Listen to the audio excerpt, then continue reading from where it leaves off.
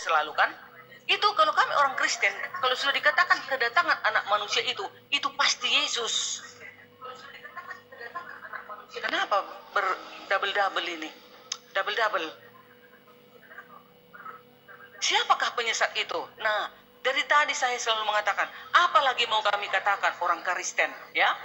Di sini sudah jelas dalil mengatakan bahwasanya yang ditemukan oleh Paulus itu adalah anak Maria yang sudah terangkat ke surga dan sudah kembali ke tahtanya. Firman itu telah menjadi manusia, sudah kembali ke tahtanya. Lalu Paulus dipilih oleh Tuhan Yesus. Ada dalilnya, sudah saya bilang. Di dalam Kisah Para Rasul 9 ayat 17, ya.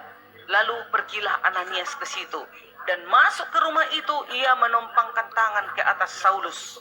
Katanya, Saulus, saudaraku, Tuhan Yesus yang telah menampakkan diri kepadamu di jalan yang engkau lalui telah menyuruh aku kepadamu supaya engkau dapat melihat lagi dan penuh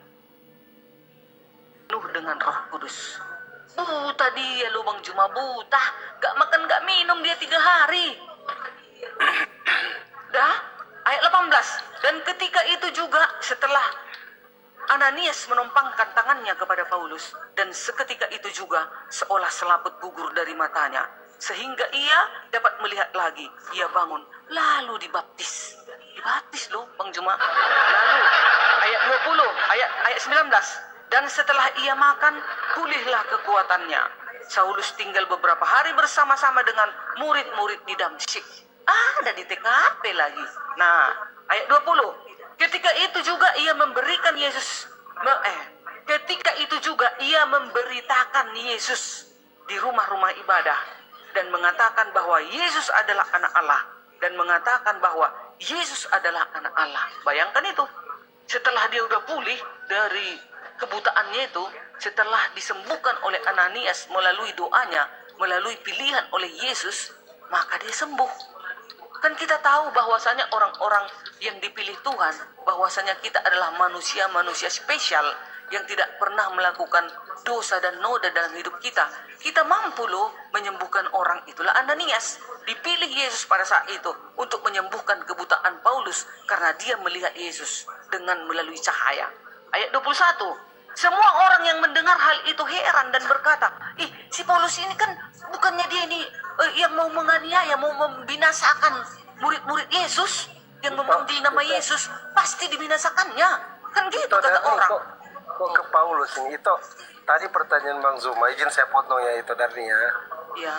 Yang mengajarkan Yesus itu manusia, itu Yesus asli. Yang mengajarkan Yesus itu bukan manusia, itu harus diselidiki dulu itu. Iya, kan saya itu bilang juga Yesus KW gitu itu. Nah, itu kan kalian, penilaian kalian. Kalau kami orang Kristen, Yesus itu tetap kami mengaku sebagai manusia datang ke bumi. Ada ayatnya, Yohanes 1 ayat 7. Siapa yang tidak percaya Yesus datang sebagai manusia, dia adalah penyesat.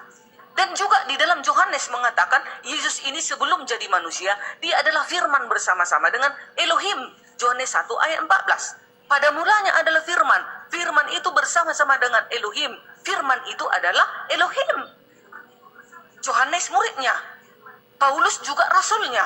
Mengatakan bahwasanya Paulus adalah anak Allah. Paulus juga dikatakan manusia. Mana ada orang Kristen yang menolak Yesus datang sebagai manusia. Tetapi manusia yang bagaimana? Itu. Sebelum dia menjadi manusia, Yesus ini, dia apa? Yesus ini sebelum menjadi manusia, dia adalah sang firman. Firman itu sendiri. Itu dia. Kalau kalian menolak, kalian mengatakan bahwasanya yang mengatakan Yesus itu adalah Tuhan, itu adalah penyesat. Yesus sendiri hanya mengatakan dirinya utusan dan manusia. Kan seperti itu. Tapi yang bagaimana? Itu yang kalian tidak selidiki. Ya manusia yang bagaimana? Kan begitu. Tetapi kalian kan sekuat tenaga kalian selalu menolak kedatangan Yesus itu sebagai apa? Sebagai Tuhan dan Juru Selamat. Sementara di rukun Islam juga mengatakan, ada 6 salah satunya, berimanlah kepada malaikat-malaikat. Berimanlah kepada kitab-kitab terdahulu. Sementara malaikat mengatakan Yesus adalah Tuhan. Nggak paham mereka, Bu Darmi. Oke, silakan si Bayang dulu, Bayang. Oke, menguatkan aku. Paham mereka. Iya, masih ada, silakan. Bayang, Gantian. tolong tambahi karena tadi itu kan bicara. Oh ya udah, Aku ya udah, menghargai. silakan itu. Silakan itu. Nanti aku lagi. Berdua kita menghajar Bang Juma. Lagi ramai di sini. After Beson. Oke. Oke, Silakan, lanjut Bang Bang Juma. Oke, baik. Ketika kemudian dikatakan Paulus bertemu dengan Yesus, lalu buta dan seterusnya. Saya melihat data di dalam Matius 12 nomor 22. Yesus kemudian mendatangi orang yang kerasukan setan. Dan orang itu kemudian buta. Dan ketika Yesus mengobatinya, orang itu kemudian melihat. Artinya bahwa tanda-tanda orang yang kerasukan setan salah satunya adalah buta. Kemudian ketika saudari saya ini mengatakan bahwa yang datang kepada Yesus, kepada Paulus itu adalah Yesus, itu kan pengakuan sepihak. Pengakuan sepihak. Pengakuan Paulus itu sendiri. Yesus tidak pernah mengatakan itu sebelum kemudian adanya Yesus yang diduga palsu kepada Paulus. Coba Anda teliti lagi deh. Ada nggak Yesus ketika penginjilan bersinggungan dengan Yesus, dengan Paulus? Itu tak ada.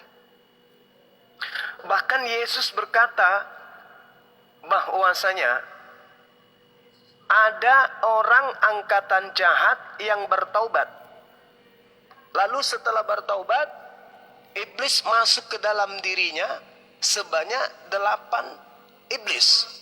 Sehingga orang yang bertobat tadinya ini itu 2 kali lebih jahat daripada sebelum dia bertobat. Jauh lebih jahat, bukan 2 kali, jauh lebih jahat daripada setelahnya.